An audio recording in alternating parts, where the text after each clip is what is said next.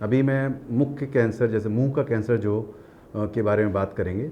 ये हमारे देश में सबसे ज़्यादा है, क्योंकि हमारे देश में जो प्रचलित प्रथा है जो कि तम्बाकू खाने की, वो बरसों से चली आ रही है। और आजकल ये गुटखा खाने की प्रथा जो चल गई है, तो इससे युवा पीढ़ी बहुत ज़्यादा ही प्रभावित है। इससे कैंसर, जो मुंह का कैंसर पहले बुढ़ापे में देखा जाता था, अब वो यंग जनरेशन में जो कि 20 साल 30 साल के लोग हैं उनमें देखा जाता है।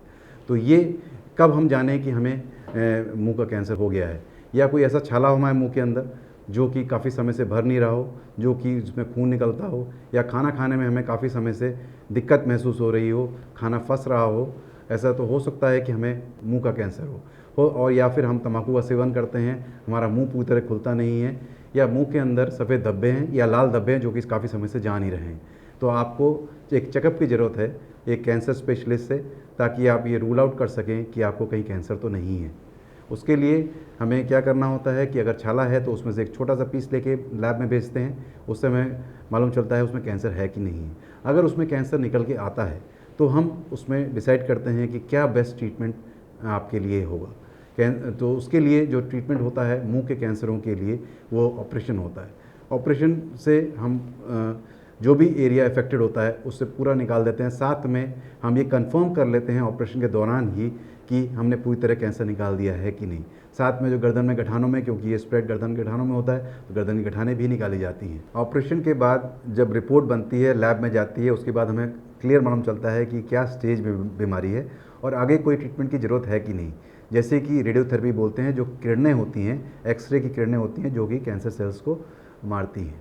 और ऐसे ही कुछ दवाइयाँ होती हैं जिसको हम कीमोथेरेपी बोलते हैं, जो कि दवाइयाँ होती हैं जो कि कैंसर सेल्स को मारने के लिए दी जाती हैं।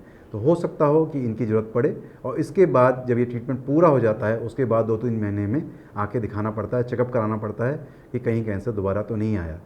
उसके बाद प्लास्टिक सर्जरी टीम जो है वो कैंसर के, जो हमने कैंसर का हिस्सा निकाला है, उसको बनाने में मदद करती है, ताकि जो बाद में जो पेशेंट को लगे कि मेरा जो चेहरा है वो बदलाव आ गया है, उसमें खाने में दिक्कत आ रही है, वो कम से कम हो इसमें, ताकि पेशेंट बाद में कॉन्फिडेंस के साथ कह सके ऑफ सोसाइटी में रह सके।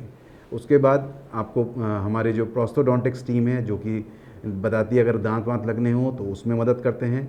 फिजियोथेरेपिस्ट हैं, आपके जो बॉडी फंक्शन है उसमें मदद करते हैं। और फिर उसके स्पीच थेरेपिस्ट जो कि अगर आवाज़ में कोई बदलाव होता है ऑपरेशन के बाद, उसको कम से कम करने में मदद करते हैं। तो अंततः मैं यही कहूँगा कि तम्बाकू को छोड़िए, और अगर हमारी कहीं मदद पड़े, आप मदद की ज़रूरत समझ में आए, तो हम आपके लिए हमेशा हाजिर हैं।